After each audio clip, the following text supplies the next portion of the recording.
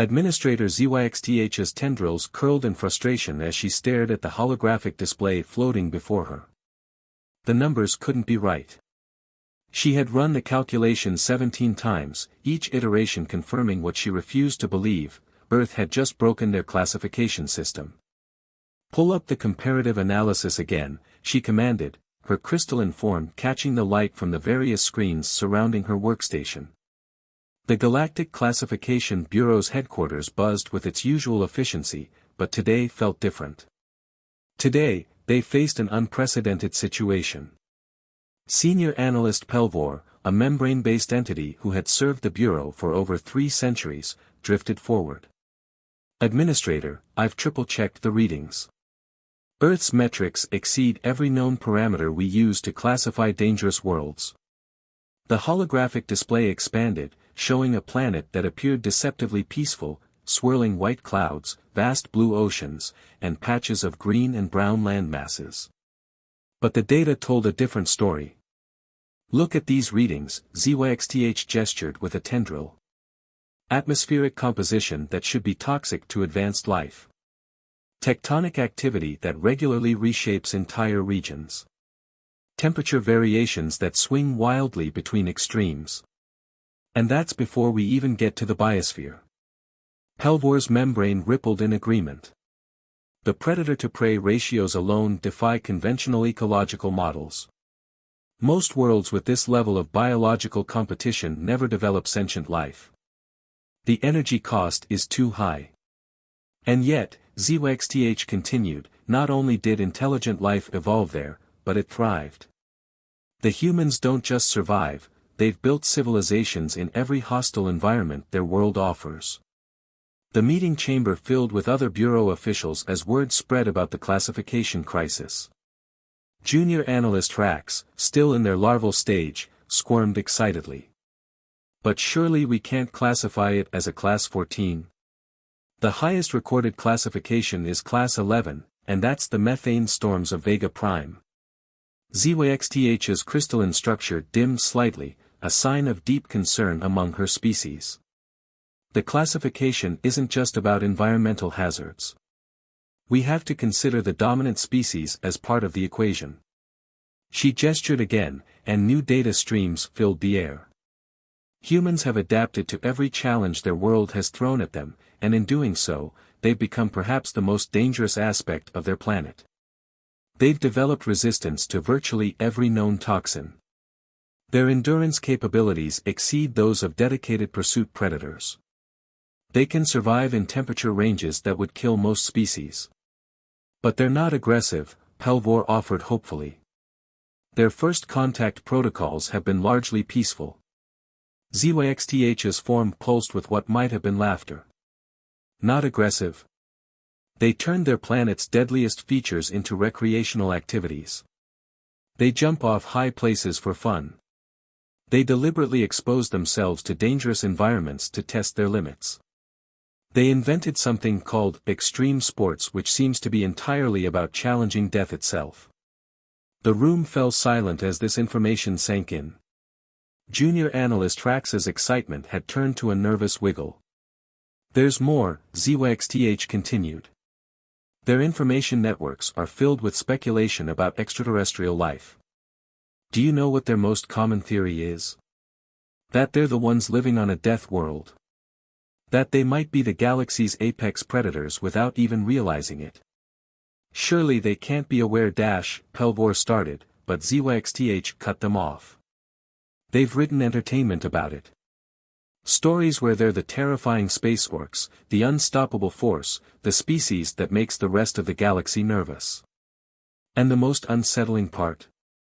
They're not entirely wrong." She brought up one final display, showing human achievements throughout their history. Their rapid advancement from primitive tools to space exploration. Their ability to turn nearly any material or concept into a weapon. Their remarkable talent for surviving things that should, by all reasonable metrics, be unsurvivable.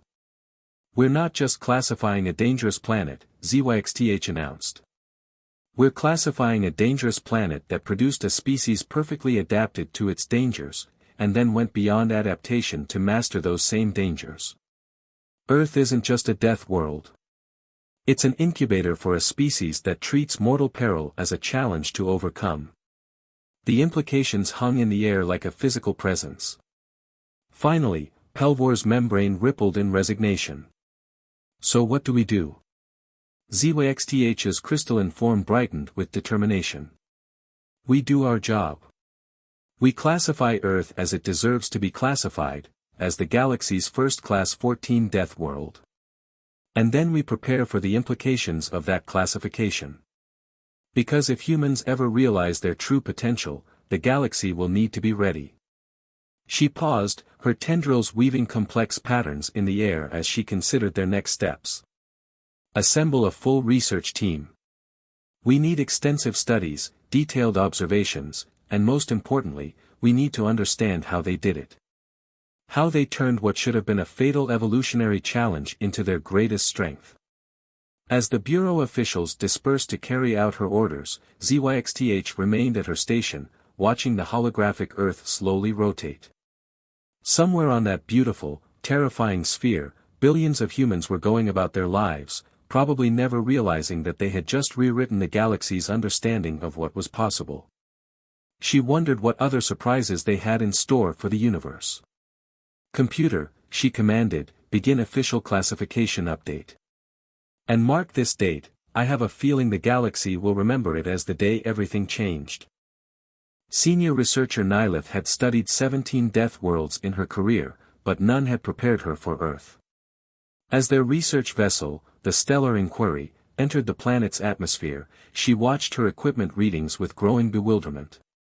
The ship's external sensors were registering simultaneous threats from at least 6 different sources. Navigation, status report, she called out, her bioluminescent spots pulsing with anxiety. The ship's pilot, a cybernetically enhanced being named DORX, responded with a series of clicking sounds that their universal translator rendered into standard galactic. We're experiencing more turbulence than expected, senior researcher. The atmospheric conditions are unpredictable.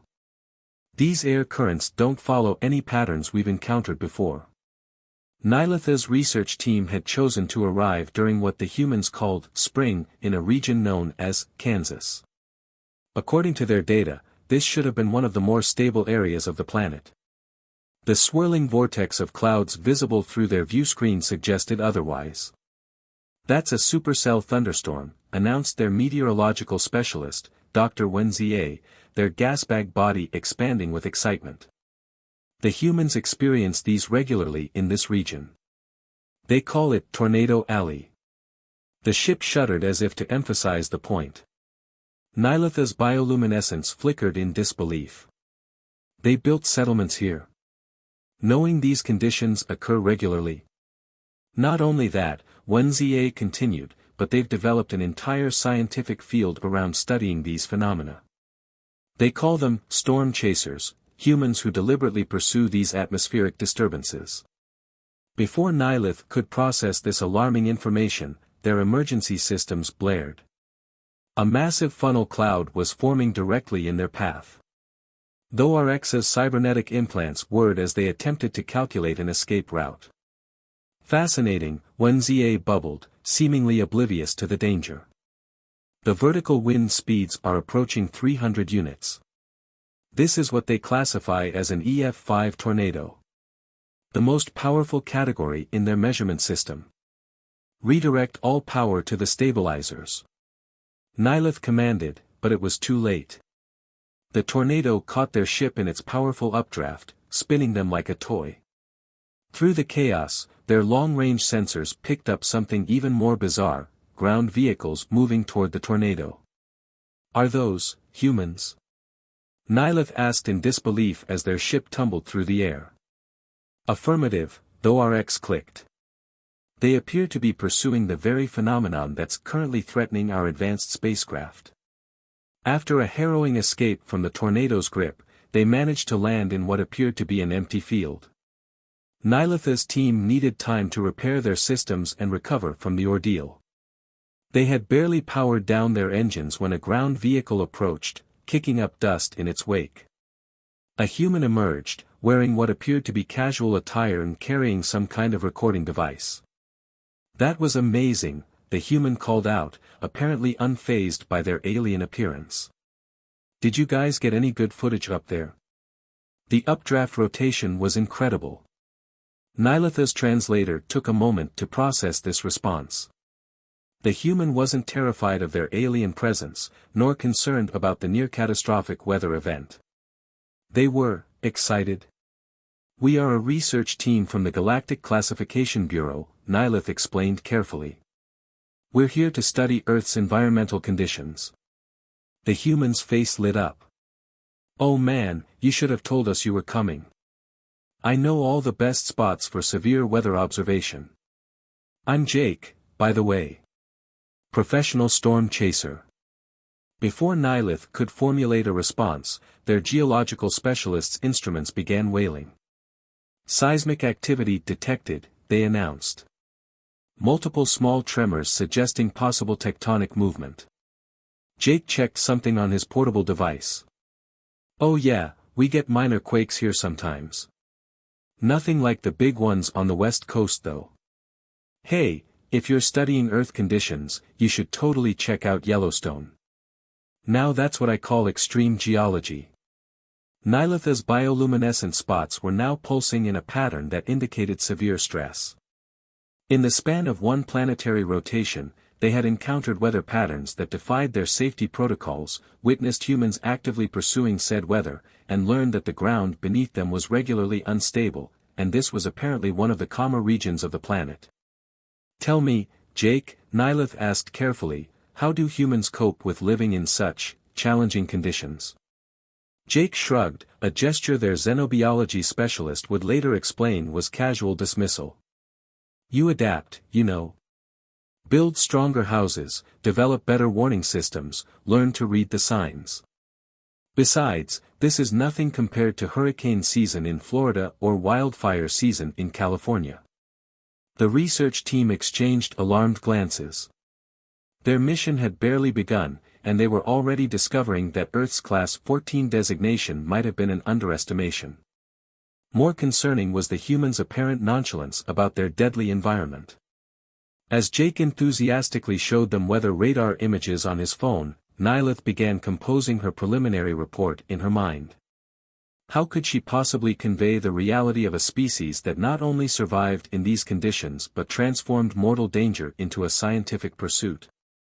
What would the Bureau make of humans like Jake, who treated natural disasters as phenomena to be chased and studied rather than fled from? One thing was becoming increasingly clear: their mission to understand Earth and its inhabitants would require a complete recalibration of what they considered possible. And they hadn't even begun to explore the planet's other regions yet. Ambassador Rail stood before the Galactic Diplomatic Corps, her crystalline exoskeleton reflecting the soft light of the conference chamber. The presentation she was about to give would either make her career or render her the laughingstock of the diplomatic community. She took what humans would call a deep breath, though her species didn't actually breathe. "Distinguished colleagues," she began, her translator converting her harmonic resonances into standard galactic speech, "I propose the establishment of Earth survival training for all diplomatic personnel." The chamber erupted in a cacophony of protests, exactly as she'd expected. First Secretary Blovix, a gaseous entity contained within a sophisticated environmental suit, expanded in agitation. "You want us to willingly send our diplomats to a Class 14 Deathworld for training?" "Precisely," Rail responded, activating her holoprojector. "Because our current approach isn't working. In the past stellar cycle alone, we've had 17 diplomatic incidents caused by our representatives being unprepared for Earth's conditions." The images floating above her podium told the story: a Mendaxian ambassador dissolving in rain, they hadn't realized water could fall from the sky, a Volusian diplomatic team evacuating because of something called pollen, and most embarrassingly, an entire trade delegation that had to be rescued from a petting zoo. "Our traditional diplomatic protocols are insufficient for Earth," Rail continued. "We need specialized training to understand not just the humans, but their environment. And more importantly, their relationship with that environment. She gestured to her assistant, Trisk, who activated the main chamber screens. Data streamed across them, survival rates, incident reports, and adaptation statistics. The humans have already established what they call survival training facilities. They use these to prepare themselves for various environmental challenges. I propose we adapt their methods for our needs. A ripple of intrigue passed through the chamber. Second Minister Drix, whose species communicated through color changes, shifted to a curious shade of mauve. You've already begun preliminary work on this, haven't you? Rael's exoskeleton sparkled in affirmation. I have. With the help of a human expert named Ridge Blackwater, we've established a prototype facility in a region they call Colorado. It offers controlled exposure to multiple environmental challenges, altitude variation, temperature fluctuation, and diverse terrain. The holoprojector displayed images of the facility, a sprawling complex nestled in the Rocky Mountains. We've already run 3 test groups through basic training. The results have been illuminating. The chamber's attention focused on the statistics she displayed: improved survival rates, better cultural understanding, and significantly fewer diplomatic incidents among trained personnel. But the most valuable insights, Rael continued, have come from unexpected sources. For instance, we discovered that what humans consider basic survival skills are, by our standards, advanced crisis management techniques. Their children learn these skills in something called summer camp. She played a short video clip of human children starting fires, building shelters, and navigating wilderness terrain. Several diplomats recoiled in horror. They teach their young to manipulate fire. First Secretary Blovix whistled through their ventilation ports. It gets more interesting, Rael said. Ridge introduced us to something called extreme team building. Initially, we thought it was some form of torture, making groups climb sheer rock faces, navigate rapid waters, and survive in wilderness conditions. But we discovered it serves a crucial social function in human society. The next set of images showed diplomatic trainees attempting these activities, with varying degrees of success. A graviton diplomat learning to ski, a photonic entity figuring out how to operate in Earth's atmospheric conditions, and a group of mixed species attempting to build a campfire. These experiences, Rael explained, have given our diplomats something invaluable, a genuine understanding of human perspective. When you've experienced even a fraction of the challenges their world presents, you begin to understand why they are the way they are. She paused, letting her exoskeleton dim slightly for emphasis. We've been approaching Earth as if it's simply another dangerous world. But it's more than that. It's a crucible that forged one of the most resilient species we've ever encountered.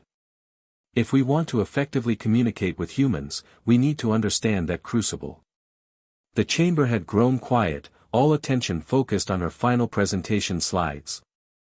They showed successful graduates of the program, diplomats who had learned to function in Earth's gravity, navigate its weather patterns, and even participate in human recreational activities. The humans have a saying, Rael concluded. They talk about walking a mile in someone else's shoes. Our program lets us do exactly that, experience their world as they do, understand their challenges, and appreciate their triumphs. I'm not just proposing a training program, I'm proposing a fundamental shift in how we approach diplomatic relations with Earth.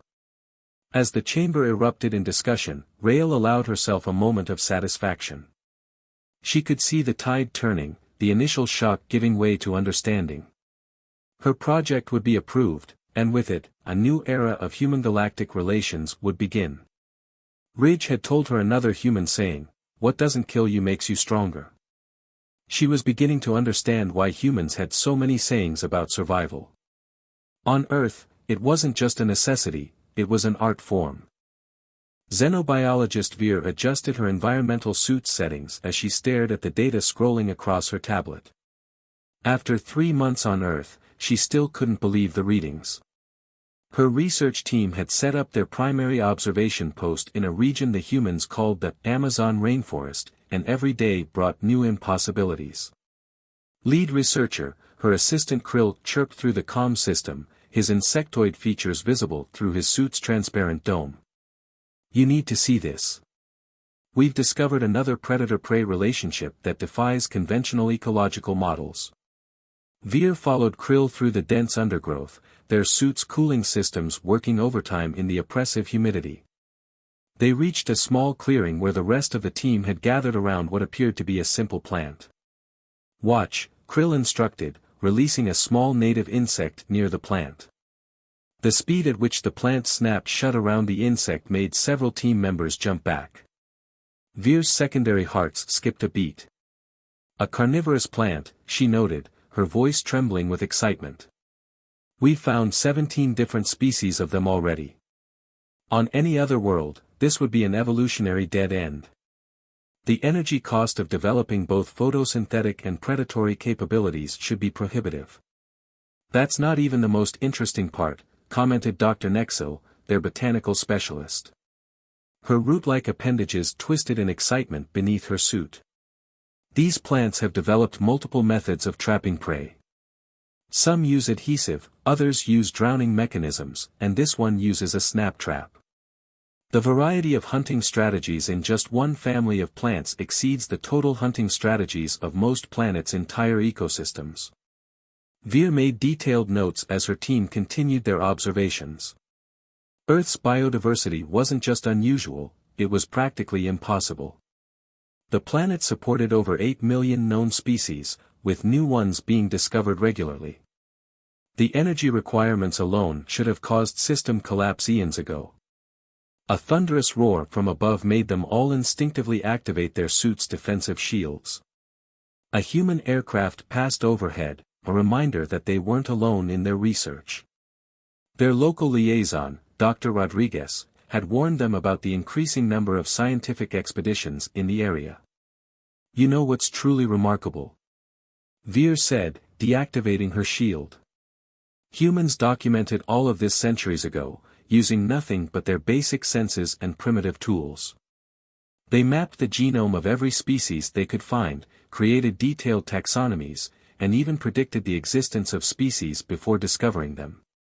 She pulled up historical images on her tablet, crude drawings from early human naturalists, followed by increasingly sophisticated documentation methods. They did this while dealing with diseases, parasites, predators, and environmental hazards that would be classified as extinction-level events on most worlds. Their discussion was interrupted by an alert from their perimeter sensors. Something large was moving through the undergrowth toward them. The team tensed, ready to evacuate, but their sensors indicated it was human. Dr. Rodriguez emerged from the foliage, wearing what appeared to be minimal protective gear by their standards, just light clothing and something she called mosquito repellent. "Thought I'd find you here," she said cheerfully.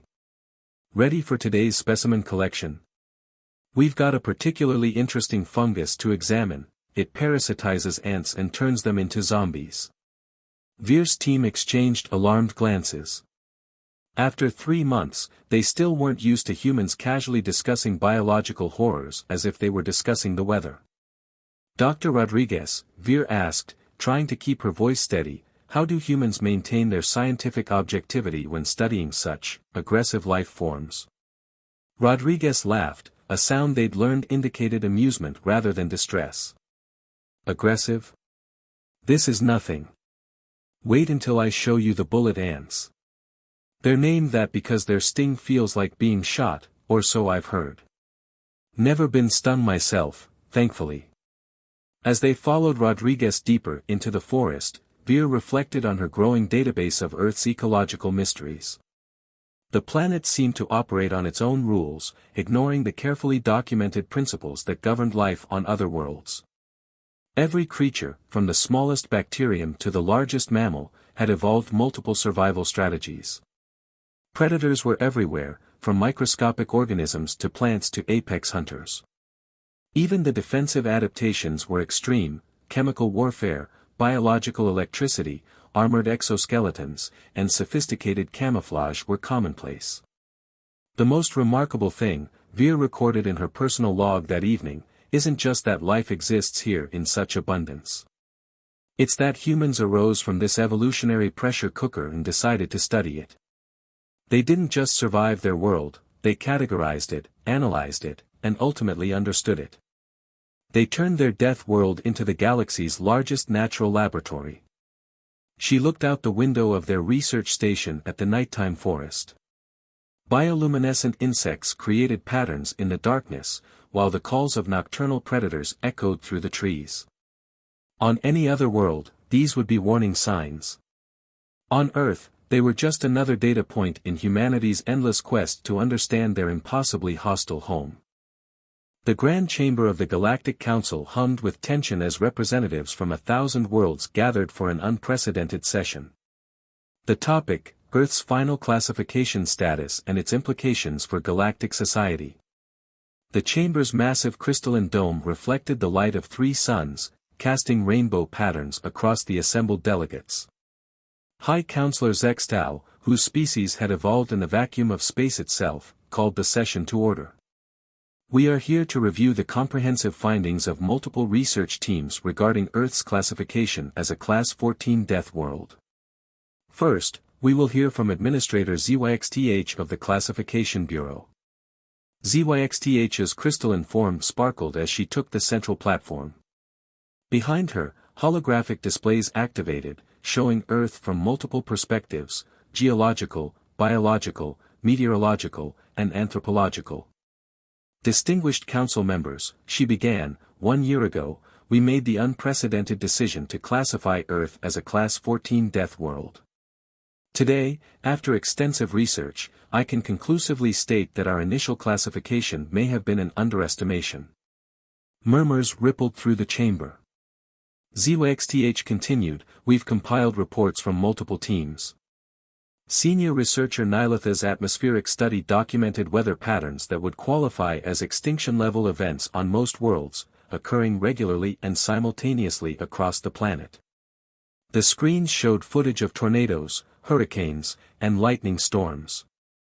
The humans don't just survive these conditions, they study them, predict them, and in some cases, deliberately pursue them for scientific research or even entertainment. Ambassador Rael's crystalline form caught the light as she stepped forward next. Our diplomatic training program has revealed even more startling insights. Humans have turned survival itself into an educational experience. Their young learn to navigate hostile terrain and handle environmental hazards as part of normal development. What we consider extreme crisis scenarios, they call outdoor education. The screens shifted to show footage from the Earth Survival Training Facility, alien diplomats learning to cope with Earth's gravity, atmosphere, and terrain. More importantly, Rael added, we've discovered that understanding Earth's challenges is crucial to understanding humanity itself. Their entire culture, philosophy, and technological development have been shaped by their constant struggle with their environment. Xenobiologist Veer took the platform next, her environmental suit gleaming under the chamber's lights. The biological findings are even more remarkable. Earth's ecosystem shouldn't be possible. The energy requirements for maintaining such diverse life forms, the complexity of predator-prey relationships, the sheer number of survival strategies that have evolved, it all defies our understanding of biological systems. She displayed images of Earth's various life forms, from microscopic organisms to the largest creatures. And humans have not only survived among these countless threats, they've documented, studied, and in many cases, formed symbiotic relationships with them. Their scientific achievement in understanding their own world rivals anything our combined civilizations have accomplished. The chamber fell silent as the final speaker approached the platform. Dr. Rodriguez, the first human representative to address the full Galactic Council, stood confidently before the assembled aliens. Her presence alone caused some delegates to activate their protective shields. I've heard you all talk about Earth as a death world, she began, her voice clear and strong. About how impossible our planet is, how deadly our environment is, how remarkable it is that we've survived. But I want you to consider something. What if Earth isn't the exception? What if it's your worlds that are unusual?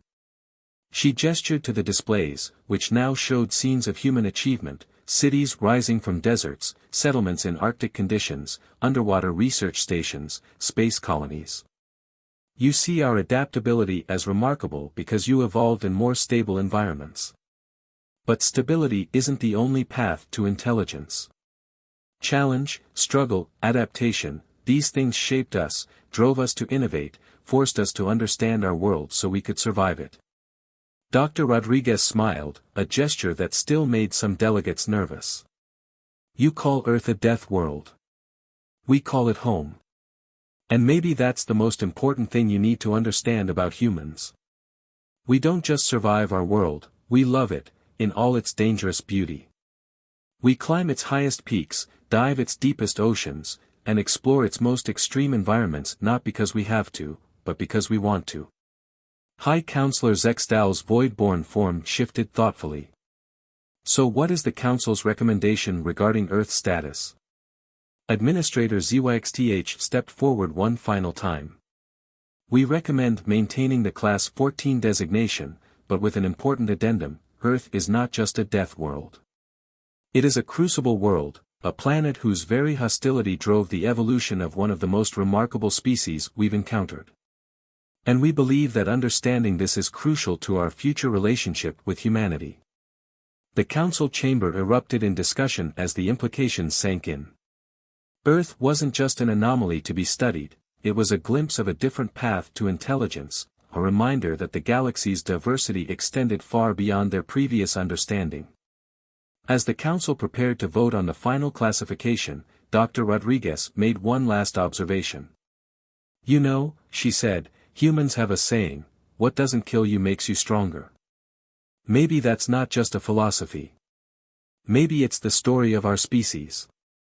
The light of three suns continued to paint rainbow patterns across the chamber as the Galactic Council faced a new understanding of their universe, and the remarkable species that had emerged from the galaxy's most notorious death world.